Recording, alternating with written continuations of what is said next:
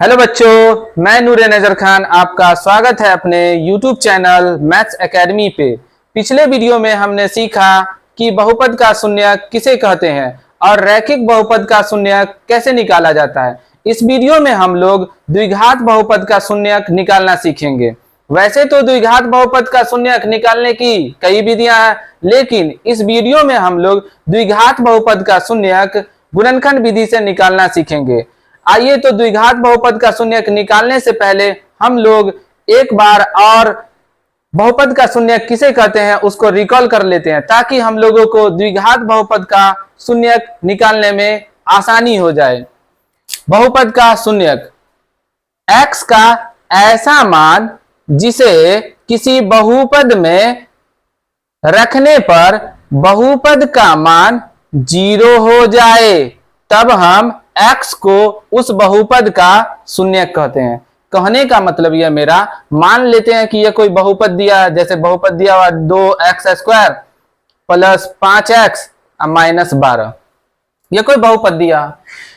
इस बहुपद के अंदर में यह जो x दिया ना, इस x की जगह पर कोई भी ऐसा मान लिया जाए जिससे कि इस बहुपद का वैल्यू 0 हो जाए। मान लेते जैसे बहुपद का वैल्यू 0 हो जाए, तब हम कहेंगे क्या कि यह x ना इस बहुपद का शून्यक है। इसी प्रकार से यह x की जगह पर हो सकता है कि m हो जाए, t हो जाए, u हो जाए। जैसे अगर बहुपद में अगर यहाँ पर m दिया रहेगा तो वहां m कहेंगे हम, अगर बहुपद में यहाँ t दिया रहेगा तो वहां t कहेंगे हम लोग। ऐसे हम समझने के लिए x मान के चल रहे हैं। तो जैसे मान लेते हैं कि m लिखे हम यहाँ पर 2m² प्लस 5m माइनस 12। अब हम क्या कहेंगे, m का ऐसा मान जिसे किसी बहुपद में रखने पर बहुपद का मान 0 हो जाए, तब हम m को, अब x नहीं कहेंगे, अगर यहाँ m है तो m कहेंगे, t रहेगा तो t कहेंगे, है ना। तो m को उस बहुपद का शून्यक कहते हैं। कहने का मतलब यह है कि यह बहुपद दिया है ना, अगर इस बहुपद में यह m जो दिया है ना, इस m की जगह पर कोई भी ऐसा मान लिया जाए जिससे कि इस बहुपद का वैल्यू 0 हो जाए, तब हम कहते हैं क्या कि m ना इस बहुपद का शून्यक है। अगर इस बहुपद का वैल्यू 0 हो जाए, इसका मतलब यह m ना इस बहुपद का शून्यक है। आपको याद रखना कि x का ऐसा मान जिसे किसी बहुपद में रखने पर बहुपद का मान 0 हो जाए, तब हम x को उस बहुपद का शून्यक कहते हैं, है ना। तो आइए हम लोग द्विघात बहुपद का शून्यक निकालना सीखें। इसके लिए हम लोगों को सबसे पहले लिखना होगा हल। हल लिखने के बाद जो भी बहुपद दिया होगा उसको लिखना होगा 2x² प्लस 5x माइनस 12। अब हम लोगों को करना क्या, हम लोग जान लिए कि जब इस बहुपद का वैल्यू 0 हो जाएगा तभी तो यह x इस बहुपद का शून्यक होगा। इसलिए हम क्या करेंगे, बहुपद के बराबर में 0 रख लेंगे। हम लोग जान चुके हैं कि इस बहुपद का मान अगर 0 हो जाए तब जाके यह x ना इस बहुपद का शून्यक होगा। इसलिए हम इस बहुपद के बराबर में क्या रख लिए, 0 रख लिए। अब हम लोगों को इस बहुपद का शून्यक निकालना, तो शून्यक निकालने के लिए हमको करना क्या होगा, शुरू वाले और लास्ट वाले को गुना करना होगा। तो शुरू वाले और लास्ट वाले को गुना करेंगे, 2 को 12 से गुना करेंगे, 2 से 12 दूनी 24 हो जाएगा। अब इस 24 का करना क्या, हम लोगों को गुणनखंड निकालना है। तो गुणनखंड में देखना है कि 24 किस किस के पहाड़े में आ जाए। जैसे 1 के पहाड़े में आ जाएगा 1 से 24 से कम 24, फिर 2 से आ जाएगा 2 से 12 दूनी 24, फिर किससे आ जाएगा 3 से आ जाएगा 3 अट्ठे 24, फिर 4 से आ जाएगा 4 छक्के 24, फिर 5 से तो नहीं आएगा, 6 से आ जाएगा 6 छक्के 24, तो 6 तो ले लिए हैं, तब 8 भी ले लिए, 8 तिया 24, 12 दूनी 24, 24 से कम 24। अब इसके बाद करना क्या हम लोगों को, ये जो बीच में मध्य पद दिया है ना, इसको पुराना, इसको कहते हैं हम लोग मध्य पद। अब हमको करना क्या है, मध्य पद यानी ये जो दिया हुआ 5x, हमको 5x पुराना है। तो इसके लिए हमको करना क्या, ये जो भी गुणनखंड आया ना उसको एक बार जोड़ना है और एक बार घटाना है। जोड़ने या घटाने के बाद ये जो मध्य पद आया है प्लस 5x, हमको प्लस 5x पुराना है। इसके लिए हमको करना क्या होगा कि हमको एक बार जोड़ना है एक बार घटाना। तो 24 में अगर एक जोड़ते हैं तो 25 हो जाता है, हमको चाहिए 5, यहां आ रहा है 25, यानी ये नहीं हो सकता। अगर हम जोड़ लिया, अब घटाएंगे, 24 में से गया तो कितना आएगा 23, हमको चाहिए 5, यहां आ रहा 23, इसका मतलब 23 नहीं हो सकता। अब हम लोग 12 में अगर 2 को जोड़ते हैं तो कितना आता है 14, हमको चाहिए 5, यहाँ आ रहा 14 तो 14 नहीं हो सकता। 12 में आप 2 को घटाएंगे तो कितना आएगा 10, हमको चाहिए 5, यहाँ आ रहा 10, इसका मतलब ये भी नहीं हो सकता। अब हम लोगों को 8 में अगर हम 3 को जोड़ें तो कितना हो जाएगा 11 हो जाएगा, लेकिन हमको चाहिए 5, यहाँ आ रहा है 11 तो ये भी नहीं हो सकता। तो जोड़ तो लिए, अब हम घटाएंगे, 8 में से 3 गया तो कितना होगा 5, हाँ 5 चाहिए, 5 आ गया। अब इसको भी चेक कर लेते हैं, 6 में अगर 4 को जोड़ते हैं तो कितना आएगा 10, और 6 में से 4 घटाते हैं तो कितना आता है 2, तो ना तो 10 चाहिए हमको ना ही 2 चाहिए, हमको चाहिए 5, तो 5 एक ही बार पुर रहा। जब हम 8 को 3 में घटाते हैं तो 5 आता, लेकिन जोड़ते हैं तो नहीं पुरता, लेकिन घटाने पर पुर जाता। आप चाहें तो अगर ये लास्ट वाले को शुरू वाले को गुना करने के बाद डायरेक्टली सोच सकें तो डायरेक्टली भी आप सोच सकते हैं कि 8 या 24 होगा और 8 में से 3 गया तो 5 होगा, आप ऐसे भी सोच सकते हैं, इतना गुणनखंड करने की जरूरत नहीं है।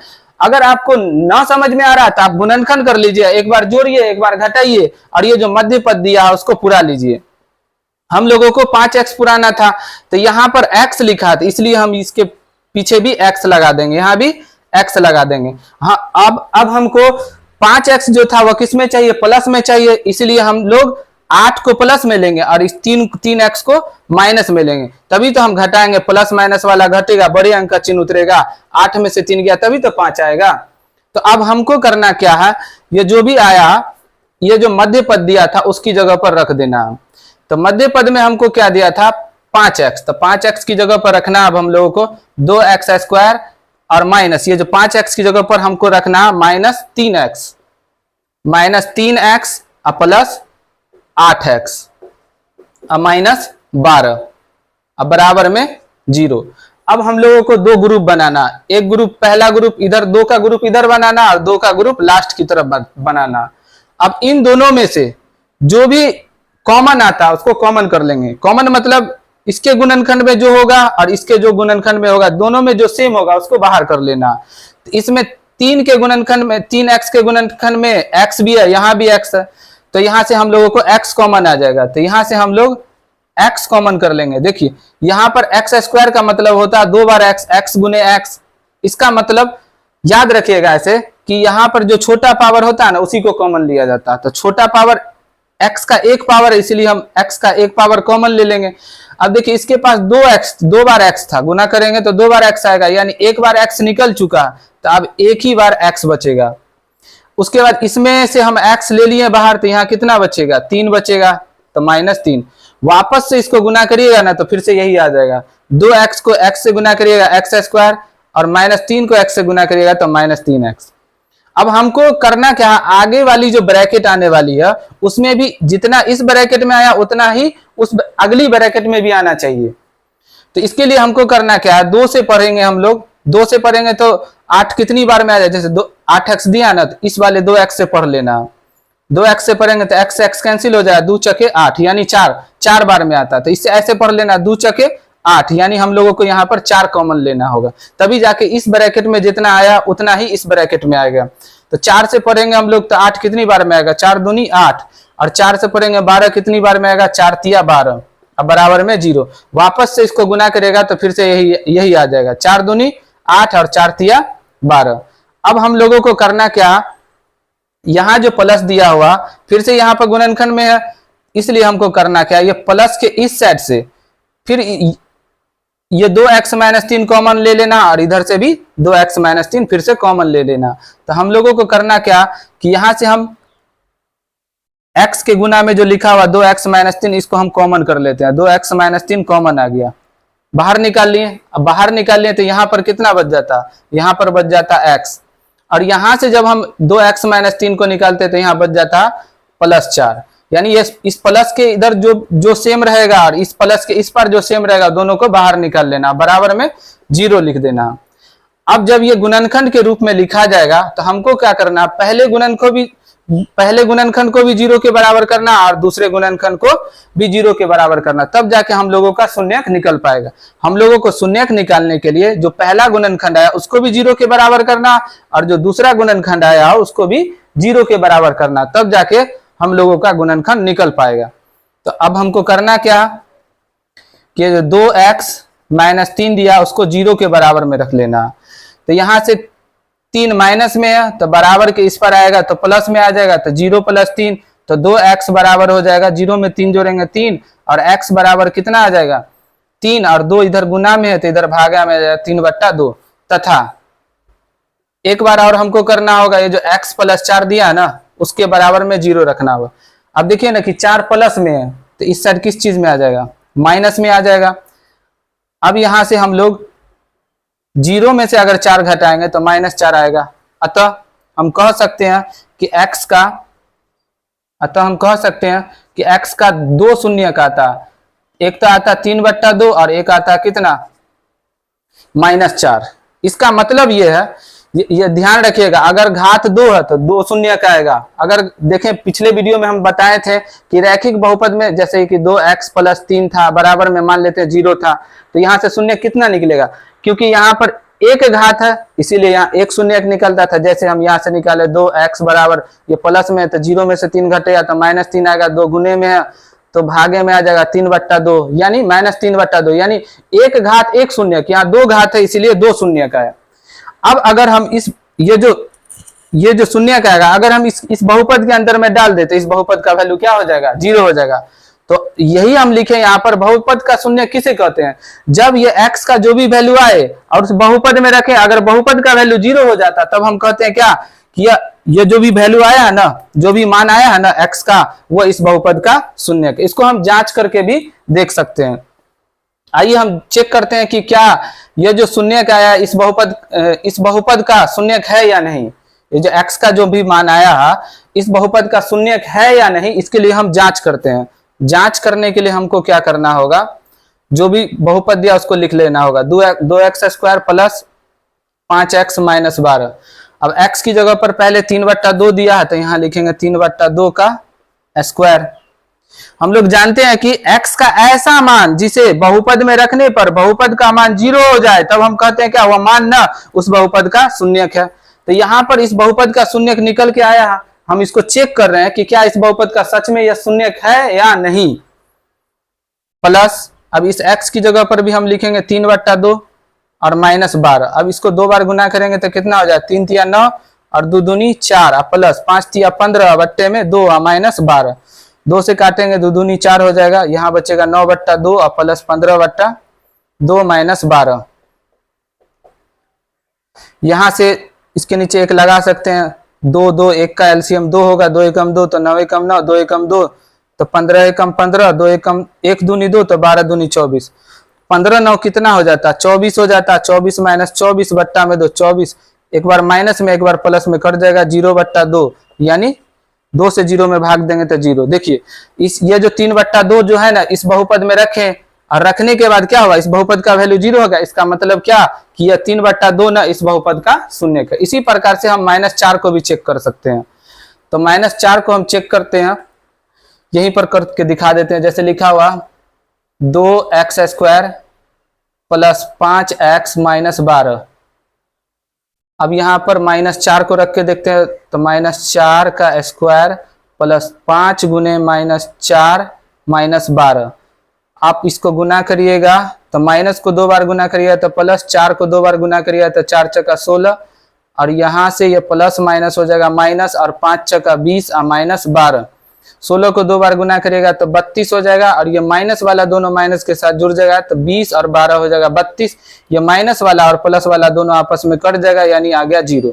तो आप देखें कि यह जो -4 भी ना इस बहुपद का शून्यक है। क्यों है, क्योंकि इस बहुपद के अंदर में ये x की जगह पर, तो वही हम लिखे कि x का ऐसा मान, तो वही x का ऐसा मान है ये -4 कि इस बहुपद में रखने पर इस बहुपद का वैल्यू 0 हो जा रहा, इसलिए हम क्या कहते हैं कि ये -4 ना इस बहुपद का शून्यक है। तो आपको याद रखना कोई भी मान x का हो t का हो, यहाँ x लिखा तो x का मान आया, m लिखा होता तो m का मान होता, t होता तो t का मान आता।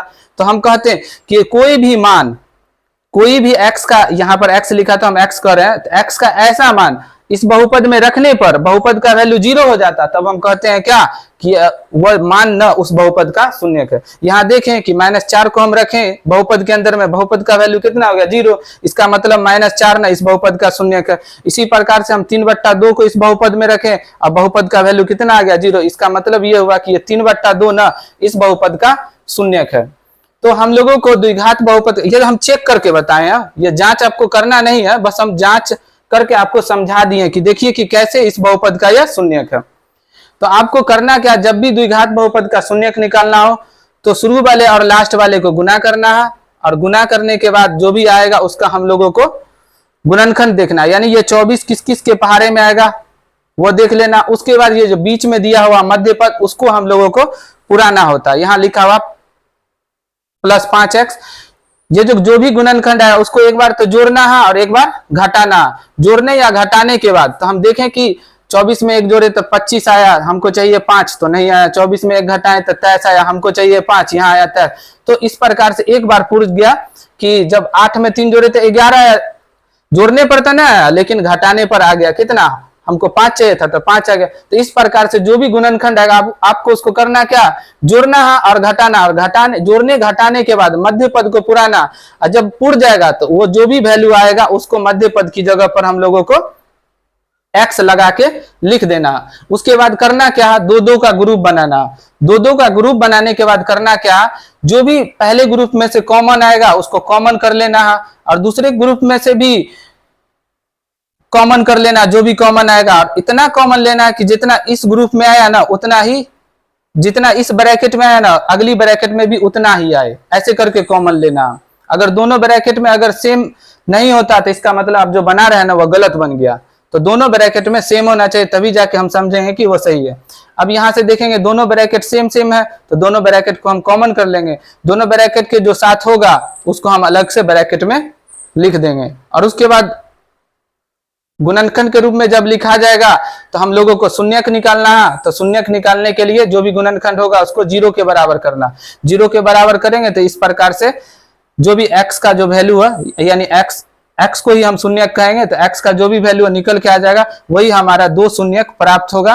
तो इस बहुपद का शून्यक प्राप्त होता है हमको 3/2 और -4, और इस प्रकार से हम जांच करके भी देख सकते हैं कि ये 3/2 जो दिया गया है इस बहुपद में हम रखें, और रखने के बाद इस बहुपद का वैल्यू 0 हो गया, इसका मतलब ये 3/2 ना इस बहुपद का शून्यक। इसी प्रकार से -4 को भी हम इस बहुपद में रखें और रखने के बाद इस बहुपद का वैल्यू 0 आ गया, इसका मतलब -4 भी ना इस बहुपद का शून्यक है। अब यहाँ पर हम कुछ क्वेश्चन दिए हैं, क्वेश्चन नंबर 1 और क्वेश्चन नंबर 2। क्वेश्चन नंबर 1 में दिए हैं कि निम्नलिखित द्विघात बहुपद का शून्यक निकालें। तो ये द्विघात बहुपद का शून्यक निकालना आपको खुद से, जैसे हम बताए।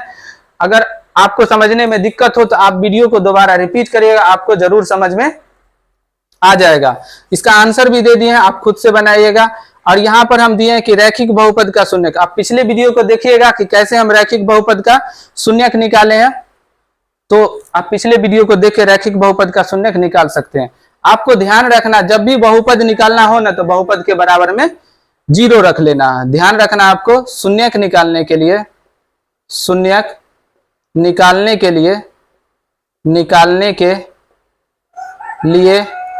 बहुपद के बराबर में 0 रखना है। आपको ध्यान रखना है कि जब भी बहुपद निकालना हो तो बहुपद के बराबर में हम लोगों को बहुपद का शून्यक निकालना हो तो बहुपद के बराबर में हमको 0 रखना। आशा करता हूं आपको समझ में आया होगा। Thank you.